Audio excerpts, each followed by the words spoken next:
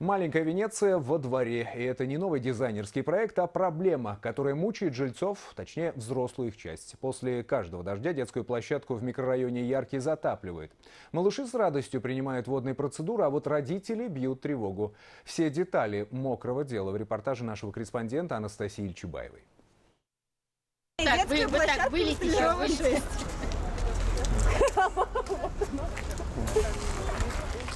Сухим из воды не выйдет никто. Мокрые штаны здесь – это не детская оплошность. На что только не идут застройщики, чтобы выделить свои жилые комплексы из общей массы. Но вот похвастаться собственным аквапарком могут только жители микрорайона Яркий. Правда, такие водные горки никого не радуют. Смех смехом, на самом деле детям находиться в такой атмосфере, в такой детской площадке, неприемлемо. Это не гигиенично и небезопасно. Купальный сезон у малышей начинается каждый раз после дождей. Ребята решили взять ситуацию в свои руки, уже роют каналы, но тут нужны не детские методы. Жильцы подключились к озеленению двора, но от подтопления страдают и деревья. Высаживаем сюда очень редкие растения, достаем их, спрашиваем у коллекционеров, выписываем. У нас растут североамериканские растения, каштаны, маньчжурские орехи. В том году, когда дом...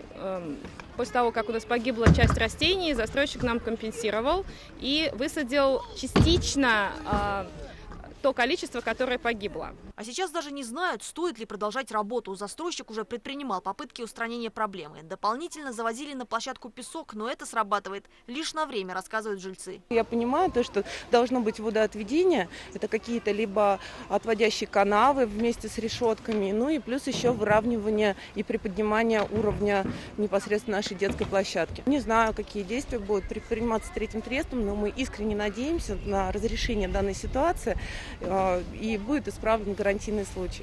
Детская площадка стоит на участке, аналогичном по устройству с другими дворами. Но вот там проблем нет. Загвоздка, говорят специалисты, скорее всего в глине. Ее дренажная способность оказалась хуже. Вода, просачиваясь через чернозем, застревает. Сегодня, кстати, застройщик уже приступил к работам по устранению проблемы. Руководством принято решение произвести разуклонку для водоотведения детской площадки.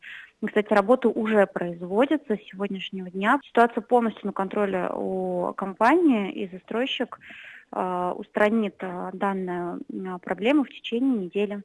Осенние дожди уже не должны будут встать между жильцами и детской площадкой. Работы идут, и в ближайшее время, обещают специалисты, можно будет забыть об аквапарке под окнами. Анастасия Ильчубаева, Артур Шамсудинов, Ильнур Ямагулов. Новости. Уфа.